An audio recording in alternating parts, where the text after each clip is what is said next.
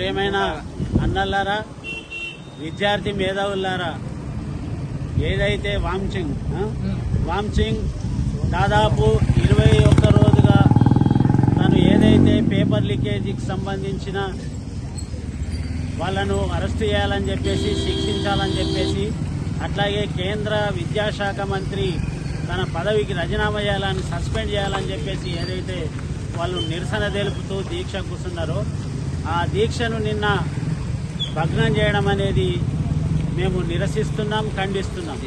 ఎందుకంటే ఇవాళ ఆయన భార్య కూడా ఏమంటుందంటే ఈ ఆసుపత్రిలో తప్పుడు రిపోర్టు కూడా ఇచ్చే ప్రమాదం ఉన్నది, కాబట్టి మా భర్తను అందులో నుంచి రిలీజ్ చేయాలా ఆ దవాఖానల నుంచి అని చెప్పేసి, మరి ఏమేమి ఆయనకి అయిందో అదంతా రిపోర్ట్ ఇవ్వమని చెప్తే రిపోర్ట్ ఇవ్వడానికి నిరాకరిస్తారు.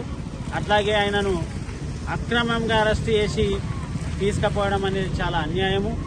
అట్లా సమస్య పరిష్కారం కాకుండానే ఆ సమస్యకు కేంద్ర విద్యాశాఖ మంత్రి ఎలాంటి సంబంధం లేకుండా అసలు చర్చించకుండానే అరెస్ట్ చేయడం అనేది చాలా సిగ్గుసేటు. ఈరోజు దేశవ్యాప్తంగా వాళ్ళు నిరసన తెలుపమని చెప్పడం వల్ల మరి నందిపేట జేఏసీ ఇవాళ దానికి మద్దతుగా ఏదైతే అరెస్టుకు నిరసనగా, అట్లాగే సంబంధిత వాళ్లను అరెస్ట్ చేయాలని చెప్పి ఏదైతే పిలిపించారో ఆ పిలుపులో భాగంగా మేము అందరం కూడా ఆయనను అరెస్ట్ చేయడానికి ఖండిస్తున్నాం.